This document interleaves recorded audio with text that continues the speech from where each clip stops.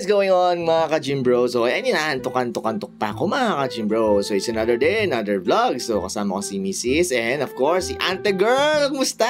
Ano na? Magkukulo ba tayo? Hindi. Ayan mga ka-gym bro. So it's Saturday mga ka-gym bro. Is practice ng music team. Yes, kumakanta ako mga ka-gym bro. Oh, gusto mo yan? So today is syempre may birthday celebrant tayo ngayon mga ka-gym bro. Si Sister Alicia. Thank you sa masarap na pagkain. But ganun mga ka-gym bro, pag yung pagkain is libre, ang sarap-sarap mga ka-gym bro. Yan, galing sa Susie's Cuisine. Pero pag binili mo, parang hindi masarap. Ayan mga ka-gym bro. So ayan, pansit palabok mga ka-gym bro. Favorite na favorite namin yan mga ka-gym bro. And syempre, kakain tayo. And syempre, libre na naman yung pagkain natin. Ang kapal na mukha mga ka-gym bro. Ito naman si Brother Sandre. Tignan mo papansin sa camera natin. Ay, bumalik pa talaga.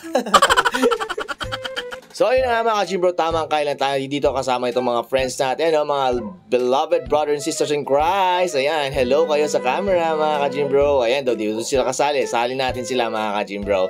So ayan, like and subscribe and follow naman kayo. Baka di kayo nakafollow ha.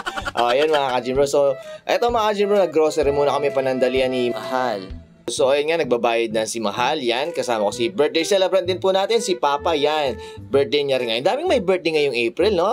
Grabe, kaya pala ang daming pagkain. So kakain ulit tayo of course sa Chowking. And hindi kompleto ang birthday kung walang cake of course. So ayan ang ating pagkain mga ka-gym bro. Siyempre, dami ng pagkain. Pinagpa-pray muna ni Papa. Siyempre, kanta muna tayo ng happy birthday siyempre. Happy birthday to you.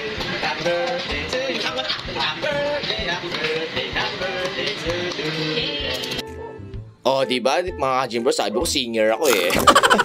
O yan, so first bite tayo mga ka-gym bro, yung chicken natin mga ka-gym bro. And of course, kanin, okay, fried rice sa Chowking.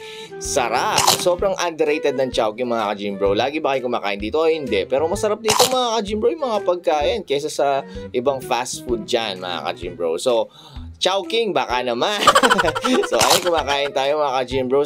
Siyempre kasama yung family natin mga ka-gym bro. So mga ka-gym bro, dito inuubos na lang namin yung pagkain. And ito mga ka-gym bro, tips ko lang sa inyo or suggestion mga ka-gym bro. Habang buhay pa yung mga parents nyo, mahalin nyo sila. Hindi lang tuwing birthday nila mga ka-gym bro ha. Dapat palagi yan, everyday, araw-araw mga ka-gym bro. Pinapakita natin, mahal natin yung mga magulang natin. Kasi pag dumating panahon, baka wala na sila, hindi natin masabi na mahal natin sila mga ka-gym bro. Ito, simple lang to mga ka-gym bro. Oh, diba? Ang drama-drama ko mga ka-gym bro.